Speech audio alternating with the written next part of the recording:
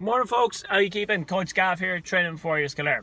So yesterday I went to film a video about why I started walking to get my coffee in the mornings, and then I never got around to filming it because other thoughts came into my head, and then I started filming those ones. And even this morning, as I was walking back, I was like, oh yeah, I'll film that one this morning, and I filmed two other ones previous to this before actually getting around to it.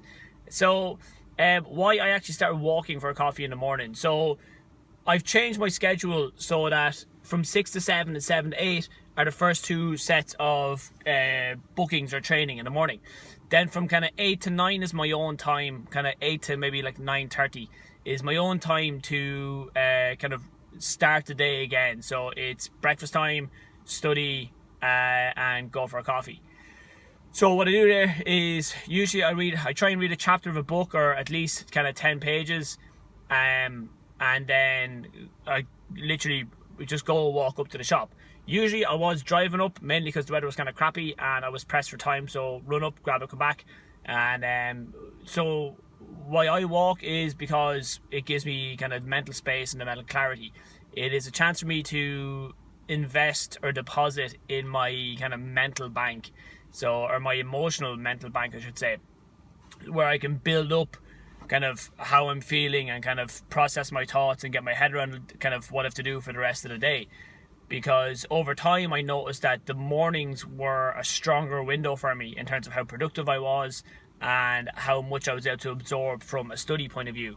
So that's why I don't really mind getting up kind of the half five aspect of the day and being in bed by kind of 10, half 10. Such a party animal, it's unbelievable. So and kind of you'll find that'll happen with your day as well. Some people they really enjoy and they find a benefit of getting that early morning session in 6 or 7 because they're done for the day, and then they can go off about their day, be it working at home, minding kids, working away from home, because then no matter what happens the rest of the day, your training's done, it's in the bag, and that's one tick taken off the list. So again, because I know a good pal of mine, kind of Maddie Nagel over in the academy there, Maddie's a big fan of people walking everywhere they can, again from that kind of everything adds up perspective, and it does too. I mean, there's good logic, well there's great logic, there's good logic in that. But again, so obviously yes, as I walk more I burn more calories, but that's not why I'm doing it. It is an added benefit of it. So from my perspective, it's a case of I'm doing it so I can get that clarity. And sometimes maybe that's the reason why you need to go and do things too, just to buy that mental space in as well. I've often gone for lunch with myself, gone for dinner by myself, gone to the cinema by myself. I do a lot of things by myself, I'm sure you've noticed. So, and sometimes that's just to invest in me, because at the end of the day, as a coach, it comes part and parcel of the career, of the lifestyle. You're investing in others and you are having others make withdrawals from you. And so we talk about you'll hear us using banking terms of investing and lodging and withdrawals, because sometimes we use the analogy of our body being like a bank account, and you need to make the right amount of withdrawals you need to make the right amount of investments and lodgements before you can go make any withdrawals. So as a coach, especially one where you're so involved with your students then as well on so many aspects, it's not just a case of come in, do your stuff and away you go. Again, it can be quite draining, and that's just part and parcel of it.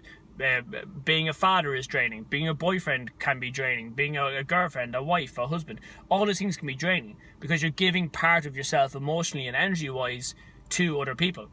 So that's one thing I would maybe have you consider, is that to invest in yourself in that way. It could just be your 50-minute lunch break isn't just spent sitting in the canteen.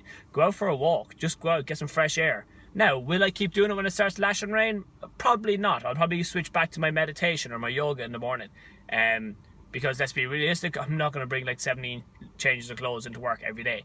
So oftentimes, or I suppose my main focus at the moment is again that emotional and mental balance that I have to make sure I'm in a positive position, so that the rest of my day, the foundation is very strong and very solid for it. As time goes on, then I will start to change that focus then as well. My training will become more of a priority. My nutrition will become more of a priority than it already is. But we found that there is a strong link between all three. That if emotionally and mentally we're on rocky ground, it can stagger, or it can interfere with the progress in other areas then as well. So the reason why you do something might not necessarily matter. So like if there's 10 people walking from where we are up to Whitewater, okay, we could all be walking for a different reason. Some people could be walking to get more active. Some people could be walking to burn more calories. Some people could be walking for mental space. Some people could be walking to get away from other people. Some people could be walking because they have no car to drive. So on the surface, and again this links back to our one of our previous videos about perception and reality, again on the surface things will look the same.